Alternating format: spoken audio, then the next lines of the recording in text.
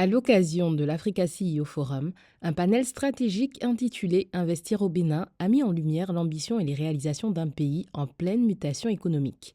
Ministres, dirigeants d'agences publiques et acteurs du secteur privé se sont relayés pour présenter un modèle béninois résolument tourné vers l'industrialisation, l'attractivité des investissements et le partenariat public-privé. Alors, la société d'investissement et de promotion de l'industrie est la société qui est en charge de l'aménagement, du développement, de la promotion et de l'exploitation de la zone économique spéciale de Glo-Djibé, qui est une zone qui couvre une superficie de 1640 hectares. L'objectif de cette zone est de transformer les matières premières agricoles et les ressources minières du Bénin et également de substituer les produits d'importation. Vous n'êtes pas sans savoir que depuis plusieurs années, les pays africains ont toujours exporté les matières premières brutes, ont toujours exporté leurs matières premières brutes sans transformation. D'abord, il fallait prendre cette option de transformer les matières premières agricoles et de cesser de les brader à l'exportation à l'état brut. Alors quand on a pris cette décision, nous avons mis en place l'écosystème. Donc cet écosystème, c'est la zone économique spéciale de Glo-Djibé. Et donc on a mis en place les tests réglementaires pour pouvoir créer cette zone, notamment la loi sur les zones économiques spéciales et toutes les mesures fiscales et douanières incitatives pour pouvoir attirer les investisseurs. Nous avons également des unités de transformation de noix de cajou. Nous avons à peu près 5 unités qui transforment à peu près 125 000 tonnes de noix de cajou par an, qui représentent plus de la moitié de la capacité de transformation installée au Bénin.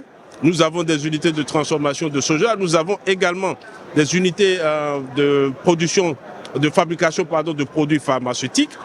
Donc nous substituons les importations de médicaments. Nous avons des unités de fabrication de produits cosmétiques. Cotonou est en train de devenir un réel hub en Afrique de l'Ouest. De plus en plus d'acteurs convergent vers la destination Cotonou. Et sans hôtellerie, il y a aussi beaucoup de business qui ne se fait pas. Et l'important, c'était d'être aussi là avec des infrastructures de qualité, d'être capable d'accueillir des événements du gouvernement, des institutions, s'inscrire aussi un peu dans une envie de partenariat public-privé, c'est-à-dire que un hôtel privé qui accompagne le développement du public par ses infrastructures, par la qualité de ce qu'il peut proposer en termes d'offres événementielles et de répondre présent sur cet acte-là. Les Béninois investissent au Bénin. Nous sommes les premiers à croire en ce que nous faisons.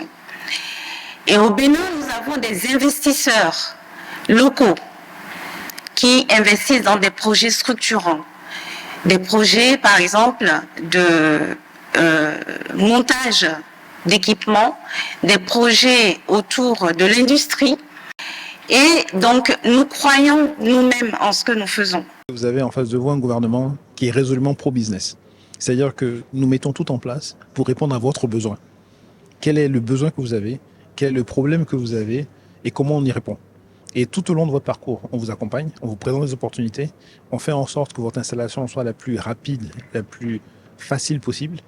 Et pendant que vous êtes en exploitation, tout problème que vous pouvez avoir, nous sommes là. Le Bénin aujourd'hui, de par sa position géostratégique, représente un accès à un marché de plus de 420 millions de consommateurs. Et donc, cet accès est vraiment important parce que non seulement vous produisez au Bénin, mais vous avez la possibilité de l'exporter à l'intérieur d'un marché aussi important que cela. Nous avons décidé de mettre en place d'autres projets, d'autres programmes pour faciliter et améliorer votre investissement. Aujourd'hui, nous sommes en train de mettre en place un hub logistique et industriel au niveau du port de Cotonou. Et ce hub que nous avons mis en place va permettre même d'être un port dit intelligent de 4e génération et qui va permettre de couvrir la zone Afrique de l'Ouest, ainsi que la zone Afrique centrale et la RDC également. Il y a quelques années, très peu de pays avaient investi et pensaient même à investir dans le secteur textile parce qu'on se disait que c'était des unités de production qui étaient totalement dévouées aux pays asiatiques. Mais nous avons prouvé au Bénin que non seulement nous produisons le coton, nous avons été premiers producteurs en Afrique de coton pendant de longues années. Et ce coton fibre que nous avons produit, nous le transformons aujourd'hui. Et on voit bien que le produit fini est soit des serviettes, des draps, des t-shirts. Nous allons bientôt produire les maillots des équipes pour la Coupe du Monde FIFA 2026. Donc il y a déjà cette transformation, elle est réelle. C'est un exemple concret d'un projet dont on avait la vision et qui a été exécuté correctement et qui a produit ses résultats. Avec l'essor de l'intelligence artificielle, les autorités béninoises ambitionnent également de positionner le Bénin comme le hub numérique de l'Afrique de l'Ouest.